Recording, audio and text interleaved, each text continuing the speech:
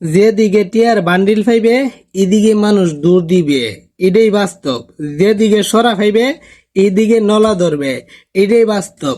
আজকে দেখেন যারা প্রতিবাদ করে, এক সময় হেরে আসিল ই দলের পক্ষে, হেরে আসিল ওই দলের পক্ষে।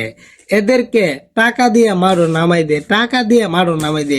এরা যে কি জন্য টাকাটাই চিনলো, মূল্যায়নটা চিনলো না। টাকা কামাইতালে এরা মনে করে এরা শিষ্ট ধনী হয়ে যাবে।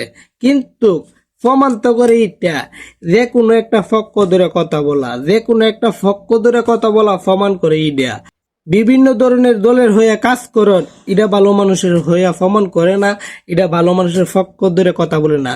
তুমি যে কোনো এক দলের হয়ে সাপোর্ট করো, এক দলের কথা বললো, তুমি বিভিন্ন ধরনের কথা বলবা।